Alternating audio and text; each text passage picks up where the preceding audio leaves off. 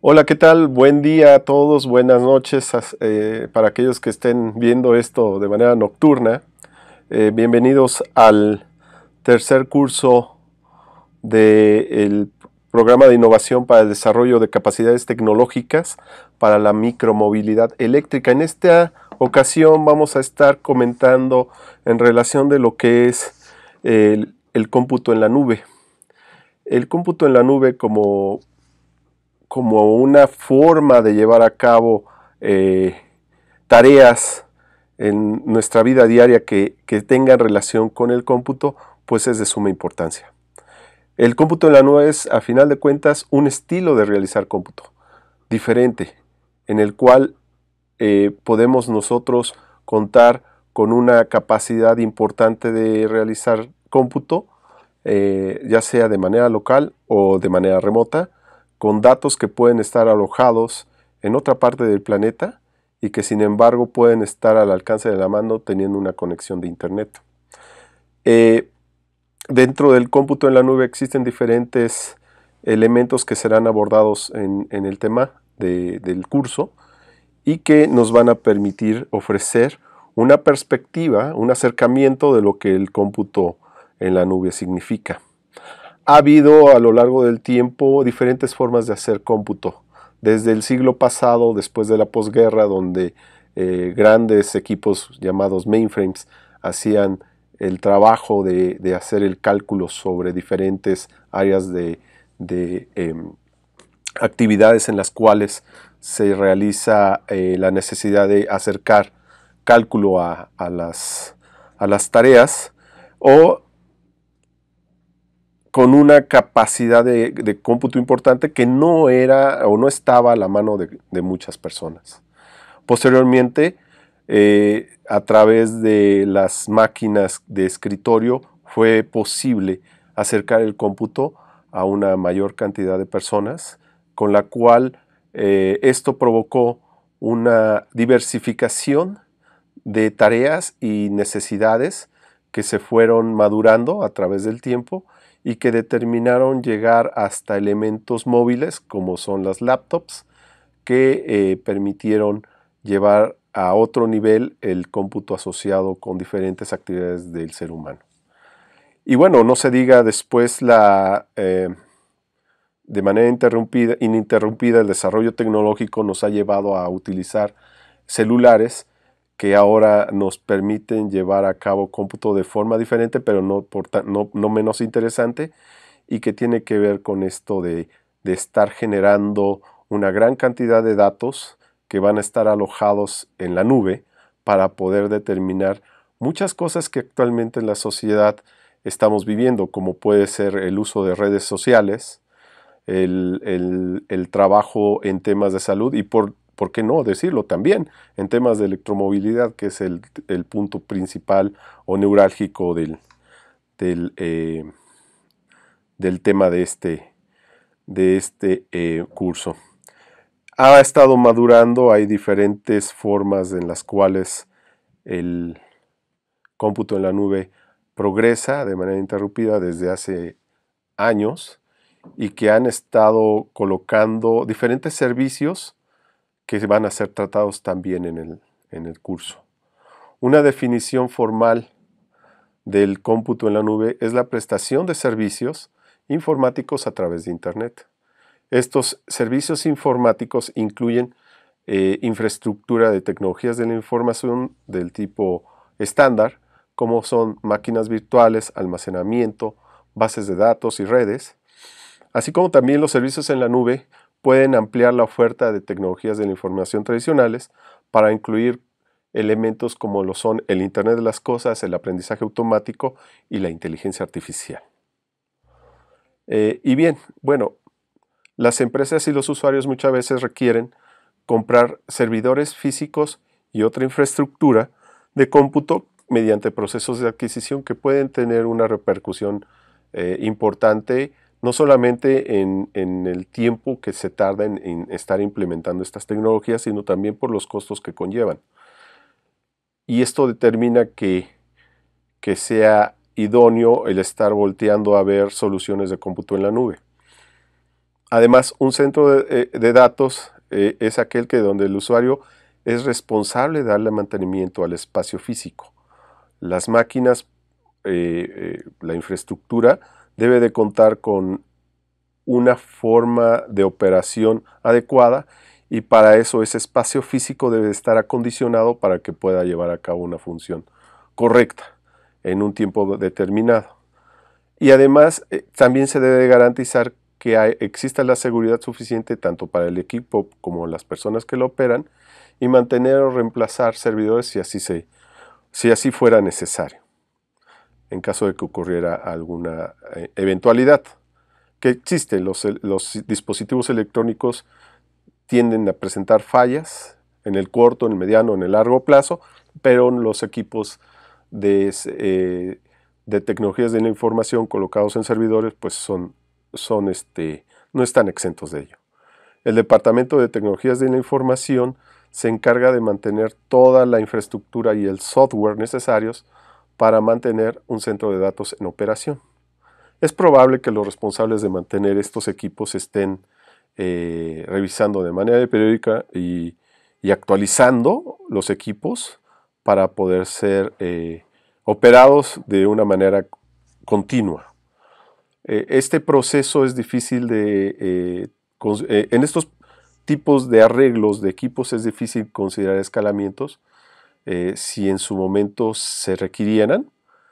Cuando la demanda aumenta en su cómputo o en su almacenamiento, o porque se expande el negocio. Esto implica tener que realizar diferentes operaciones que determinan que pueda estar parte del equipo o el equipo completo esperando a que se realice la nueva configuración, y esto para los fines y los efectos de algunas empresas pues no es viable. Y entonces en este sentido pues hay que considerar un servicio de cómputo en la nube que pueda estar apoyando a esta actividad de actualización. Las empresas pueden emplear más recursos de procesamiento, pero obviamente con un riesgo de terminar con algún elemento clave. Por dar un ejemplo, no todos los equipos que se estén adquiriendo necesariamente tienen que estar operando al 100%. Habrá momentos donde el equipo esté tratando de reducir operaciones y ese tiempo y ese espacio de cómputo pues no es de utilidad. Y es por ello que el cómputo en la nube puede darnos una perspectiva de escalamiento o de elasticidad que veremos más adelante. La computación en la nube y las soluciones asociadas permiten acceder a través del Internet a recursos y productos informáticos que pueden incluir herramientas para desarrolladores, aplicaciones comerciales, servicios de computación, almacenamiento de datos y soluciones de redes. Estos servicios se alojan en un centro de datos del proveedor de software. El proveedor de software, algunos existen en el mercado, que hacen la gestión del equipo y proporcionan estos servicios de nube a entornos locales en centros de datos para sus clientes. Dado que el cómputo en la nube utiliza Internet para ofrecer estos servicios, no es necesario que la infraestructura física esté restringida del mismo modo que un centro de datos tradicional, aquel que está ubicado en las empresas o en los espacios destinados para ello, porque esto significa que si requerimos el aumento rápido de la infraestructura de TI, no requerimos de esperar a crear un centro de datos nuevo, sino que podemos usar la nube para expandir rápidamente dicha superficie de TI. Otro elemento clave es que en lugar de realizar grandes inversiones en bases de datos, software y hardware, las empresas decidan acceder a su capacidad de computación a través del Internet de la nube y pagar de acuerdo con el uso que hagan de esa capacidad. Esto quiere decir que vamos a emplear a un recurso de cómputo bajo demanda que es lo que ofrecen las empresas de base tecnológica más importantes del planeta Tierra, en el cual empresas Microsoft, podemos mencionar Microsoft, Amazon Web Services, Google, Facebook, entre otros. En términos sencillos, el cómputo en la nube le permite alquilar tecnologías de la información en lugar de comprarlas. Este curso se divide principalmente en 2 capítulos. El primer capítulo abarcaremos toda la parte teórica del cómputo en la nube, que tiene que ver con los conceptos generales, empezando por la introducción general. Después profundizaremos en los conceptos que es responsabilidad compartida y los diferentes modelos y módulos que se utilizan para la nube. En el segundo capítulo vamos a estar trabajando más que nada con las plataformas existentes y las más importantes, y realizaremos un par de ejercicios para poder avanzar y conocer cómo funcionan estas plataformas. Bueno, antes de continuar, es importante identificar a las personas o actores involucrados en toda la parte del desarrollo en la nube. En este caso tenemos 2 principales. Una, que es el proveedor de la nube. Esta es la identidad que provee uno o más servicios a las personas interesadas o partes interesadas. En este caso vamos a hablar de las plataformas, que tienen que ver tanto con Google, Amazon, Microsoft, Oracle y Alibaba, que son las principales que se están utilizando actualmente. Y el segundo principal actor es el consumidor de nube o usuario, que es aquella persona que va a utilizar los servicios del proveedor. Muy bien, como hemos visto hasta ahora, todos los modelos de cómputo en la nube se basan en el concepto de compartir información, software y recursos de procesamiento bajo demanda por Internet. Esto es que a través de un navegador o a través de alguna aplicación especial o algún elemento que requiera y que tenga conexión a Internet, vamos a poder utilizar estos recursos. Es importante considerar que estos recursos, dependiendo de la plataforma o dependiendo del tipo de arquitectura que vayamos a utilizar, pueden estar compartidos con otros usuarios o pueden ser privados. Esto lo veremos más adelante. Muy bien, las empresas o las personas, para poder trabajar con estos recursos se tienen que realizar ciertos pagos para poder acceder a ellos. Estos incluyen tanto procesamiento, almacenamiento, herramientas de redes o algún otro elemento que se encuentra en algún servidor remoto y que son propiedad de los proveedores de servicios. A la vez es importante notar que estos son administrados por ellos. Si bien toda esta parte de los recursos se administra bajo demanda, esto quiere decir que solamente se va a pagar por lo que se usa. No vamos a estar utilizando, si no se está utilizando alguna computadora, no se va a pagar por ella. Si no se está utilizando algún servidor, no se va a pagar por ello. Todo es únicamente en lo que estemos utilizando. Esto es una gran diferencia respecto a cómo se maneja el cómputo normal o cuando nosotros necesitamos comprar un servidor. No importa que no se esté utilizando, nosotros ya pagamos por él, nosotros estamos pagando el mantenimiento, nosotros estamos pagando el lugar físico donde se encuentra.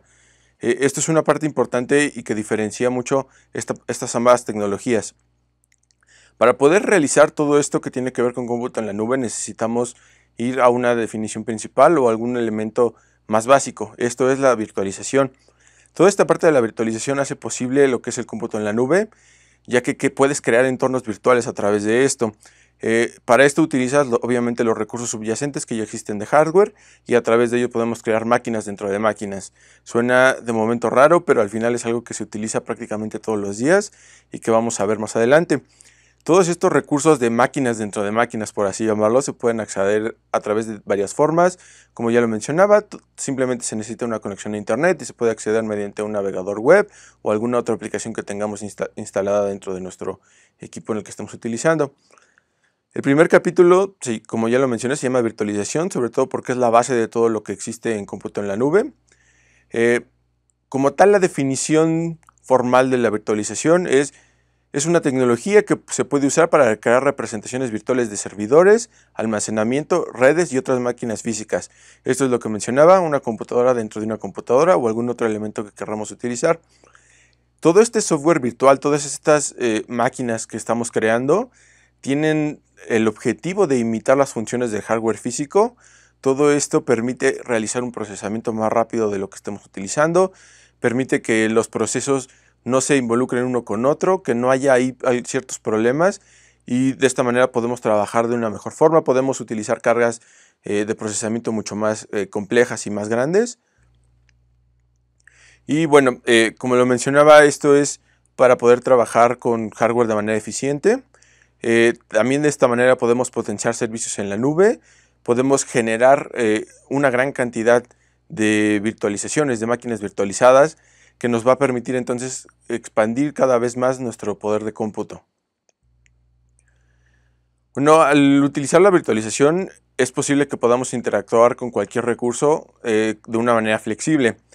Esto es porque todos aquellos servidores físicos que conocemos están limitados a que podamos acceder a ellos físicamente, o el diseño de la red, porque probablemente no tenemos acceso a ellos, o haya que requiere alguna autenticación para poder transformar o acceder a ellos.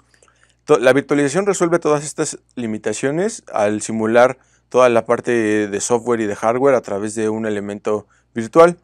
De esta manera podemos administrar, mantener y utilizar la infraestructura de hardware como una aplicación. La virtualización mejora todos los recursos de hardware que se utilizan en el centro de datos. Pues vamos a poner un ejemplo en este caso. En lugar de ejecutar un servidor físico en un sistema, podemos tener ahí una gran cantidad de datos, de procesamientos que se estén realizando al mismo tiempo. Podemos crear una gran cantidad de servidores virtuales dentro de ese servidor. De esta manera, al tener menos servidores físicos, estamos cumpliendo con dos objetivos principales. La primera es reducir el espacio físico.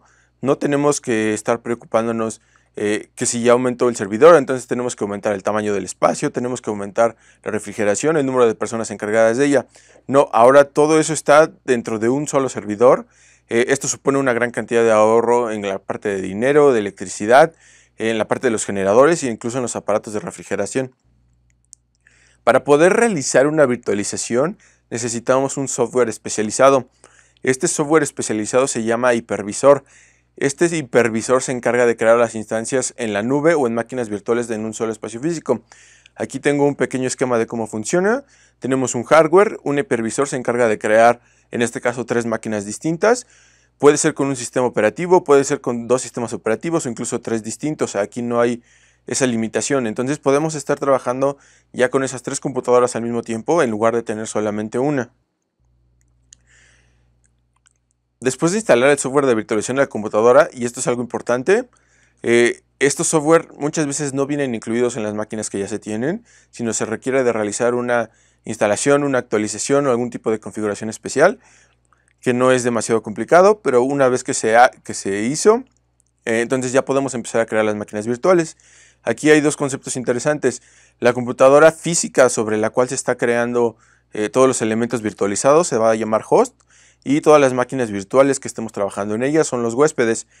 Varios huéspedes se pueden ejecutar en el host y cada huésped, como lo mencionaba, tiene su propio sistema operativo y no importa que sean diferentes o que sean iguales. Aquí depende más cómo se trabaje a conveniencia o qué es lo que se requiera estar utilizando para trabajarse. Desde la perspectiva de un usuario, una máquina virtual funciona igual que un servidor físico. Para los usuarios debe ser transparente, no deben poder notar que están trabajando con una máquina virtual. Para esto, todos los recursos que se utilizan en la parte de computación, como es la unidad central de procesamiento, CPU, la memoria de acceso aleatorio, RAM, todos los discos duros, el almacenamiento que se estén utilizando, e incluso las tarjetas gráficas, aparecen de la misma forma que un servidor físico. Esto es, como lo mencionaba, porque ya todos están virtualizados. No se requiere de realizar alguna configuración extra o de algún elemento importante. Y como lo mencionaba, también se pueden incluso actualizar estos sistemas operativos. Por poner un ejemplo, estamos trabajando en un sistema Linux con una versión, por poner un ejemplo, 19, ya salió una versión 20. En este caso podemos actualizar igual que actualizaríamos un servidor físico o una computadora normal, sin necesidad de hacer mucho más. Bueno, como lo mencionaba, un elemento importante de la virtualización es el hipervisor. El hipervisor es un software de virtualización como tal. Se encarga simplemente de crear instancias que emulen toda la parte física, todo el hardware físico que se está utilizando. Este va a actuar como un intermediario entre las máquinas virtuales y el hardware para poder que el usuario no note que está ahí, sino que crea que es un servidor físico normal, ya que coordina el acceso al entorno físico y lo hace de manera que varios equipos o varias máquinas virtuales tengan acceso a su propia cuota de recursos físicos. Es importante notar que en este caso, si la computadora o el software físico tiene 12 GB de RAM, el hipervisor no va a hacer que se tengan más, sino va a permitir que esos 12 GB de RAM se repartan entre todas las máquinas virtuales y los procesos que se están utilizando.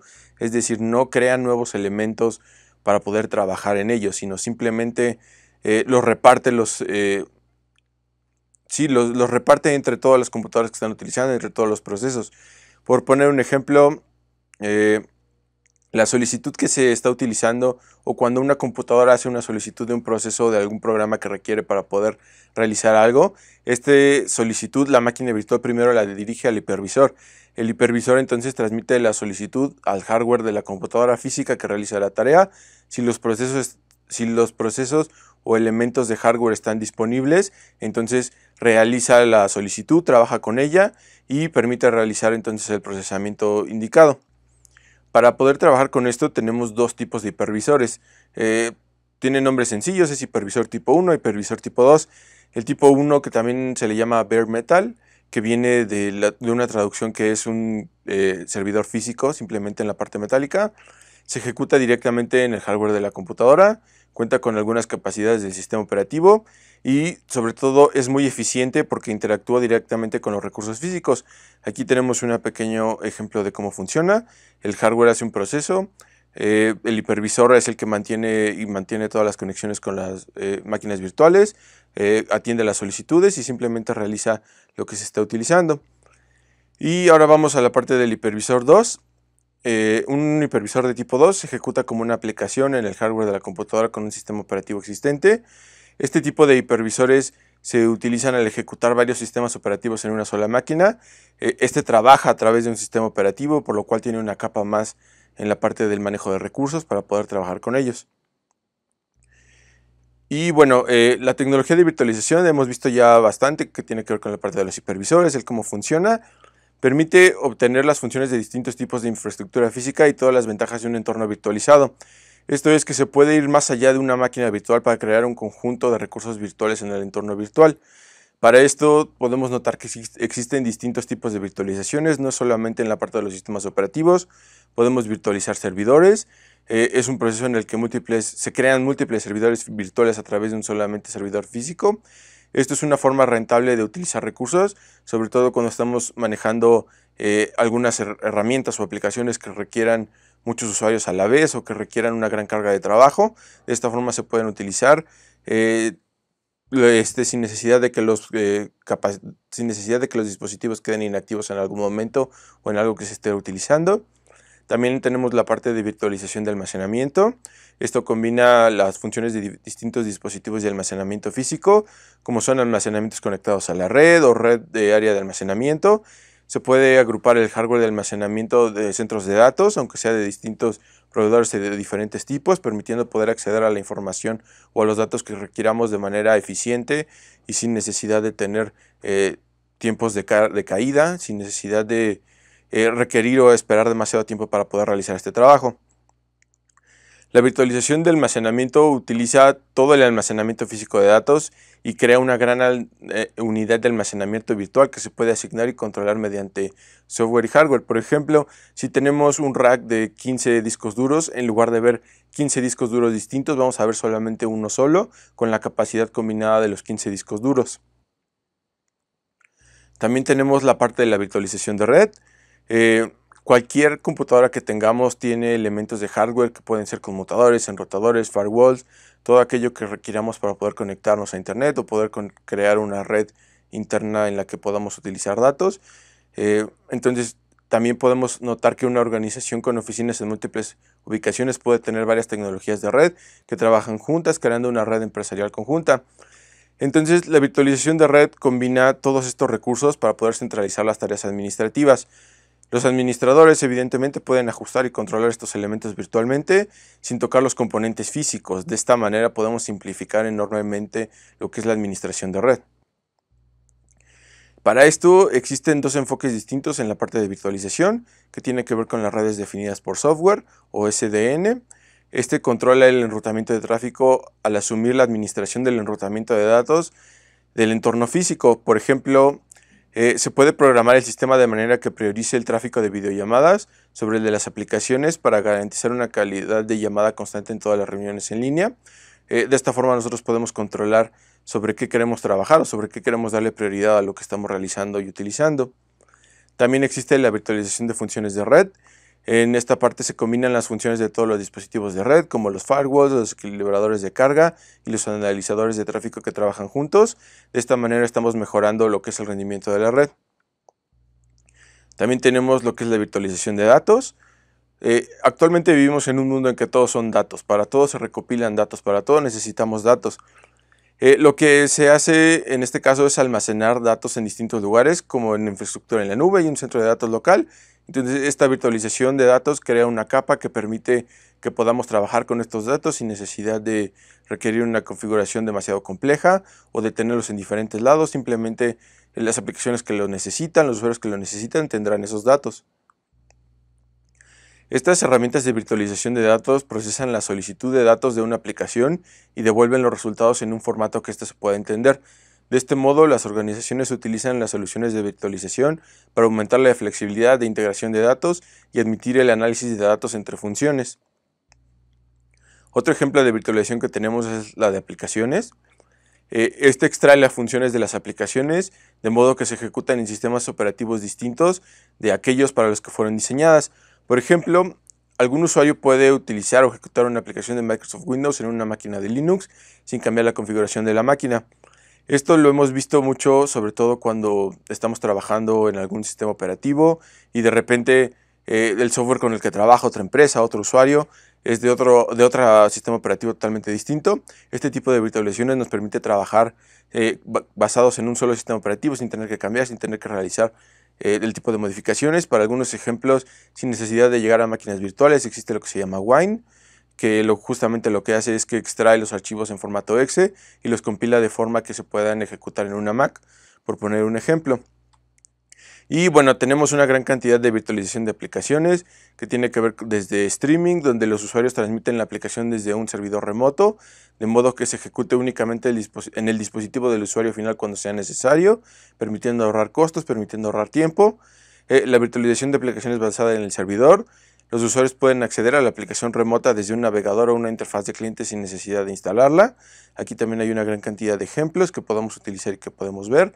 Por ejemplo, la parte que está manejando Microsoft con Office 365, todas sus plataformas ya se ofrecen a través de un navegador web, por lo que no requerimos de trabajar con un sistema operativo, no requerimos de algún elemento de hardware específico para poder trabajar en ellos. Y la parte de la virtualización local de la aplicación, donde el código de la aplicación se envía como un entorno propio para que se ejecuten todos los sistemas operativos sin necesidad de cambios. Ok, y vamos finalmente a la parte de lo que es la virtualización de escritorio. Tenemos un elemento interesante que en la mayoría de las organizaciones no toda la gente está dedicada a lo que es el desarrollo de tecnologías de software, a la parte de hardware. Entonces, las personas requieren de realizar procesos sin necesidad de conocer respecto a sistemas operativos o de escritorios. Para ello se utiliza lo que son la virtualización de escritorios. Por poner un ejemplo, hay un equipo de atención al cliente que está resolviendo alguna situación y requiere una computadora de escritorio con Windows 10 y un software de gestión que tenga relaciones con los clientes. Y tenemos otro equipo, en este caso supongamos que es de marketing, que requiere de Windows Vista para las aplicaciones de venta que se están utilizando. Para utilizar la virtualización de escritorio en estos casos o para ejecutar diferentes sistemas operativos de escritorio en máquinas virtuales, lo que se hace justamente es virtualizar, poder generar dos o más equipos con los sistemas operativos que se requieran. Simplemente se muestra al usuario lo que es el escritorio, que le permite simplemente que puedan trabajar con ellos de una forma eficiente y segura. De esta forma se ahorra hardware, se ahorra tiempo en estar instalando cosas, en estar configurando algunos elementos extra que no se requieren. Y bueno, existen una gran cantidad de tipos de virtualización de escritorio. En este caso nada más vamos a hablar de algunos, que tiene que ver con la parte de la infraestructura, que la infraestructura de escritorio virtual simplemente ejecuta escritorios virtuales en un servidor remoto, donde los usuarios pueden obtener acceso a estos mediante el uso de dispositivos cliente. Estos pueden ser una gran cantidad o una gran variedad. La parte de la virtualización del escritorio local, se ejecuta en el hipervisor de una computadora local y se crea una computadora virtual con un sistema operativo diferente para que puedan trabajar con ella. Esto es básicamente una máquina virtual. Esto hace posible, toda esta parte de virtualización que hemos visto, toda esta tecnología hace posible lo que es la computación en la nube. dado que todos los proveedores de servicio de nube que existen actualmente crean y mantienen sus propios centros de datos, en los cuales crean diferentes entornos virtuales que utilizan todos los recursos de hardware que ya contienen. Posteriormente, lo que hacen es virtualizar escritorios, virtualizar algún otro elemento para que todos los usuarios puedan acceder a ellos mediante el uso de APIs o mediante el uso de algún software específico requerido.